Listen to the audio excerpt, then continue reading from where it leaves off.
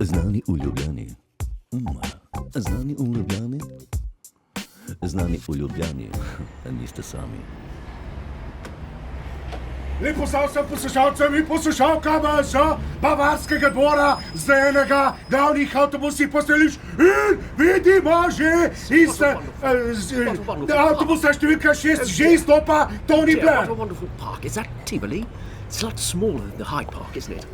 Zanima ga, kje je park Tivoli in direkt za njim je pristal tudi svojim avtobusom in gre proti Prešernovemu trgu. Clint Eastwood. You've got to ask yourself a question, dear cabby. Do you feel lucky? Do you feel lucky? No, in ga vidimo, jasno je zadovoljen nad Ljubljano. In tukaj pa na Miklošičevi, na sladoledu vidimo aktualnega predsednika države, Joe Bidena. 2 scoops blue Viagra, 400 million. Naroča sladoled, jasno, želek mu da tudi aktualni predsednik Združenih držav Amerike. In ne, Obama mia bi rekli, dirkači Benarija in tifosi, Giorgia Meloni na Trubarjevi ulici. Sono Giorgia, sono madre, sono donna, sono cristiana, sono italiana.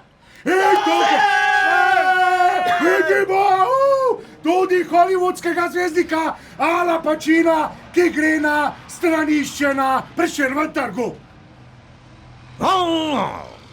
In tako se je olajšal.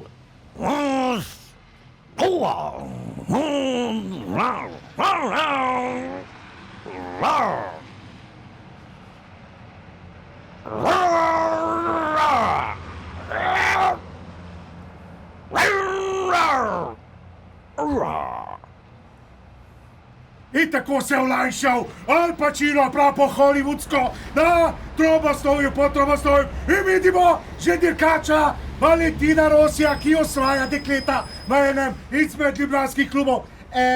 When I overtake Max. In tako je dejal jasno že sam Valentino Rossi. In imamo bivšega predsednika Združenih držav Amerike, ki nekako zmeden George W. Bush. Very good city, but I don't know where to go. It's a very, very strange city.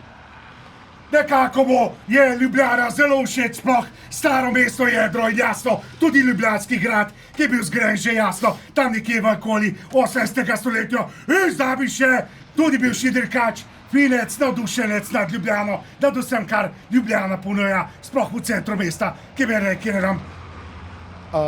To no, so tista lakata perfekten. In tako jasno še za dejavljanje iz Ljubljane, ko se zgodi kaj novega, ko pride še kdo, morda še bolj znan, kot so bili znani danes, se znova oglasim, Miran Ališič.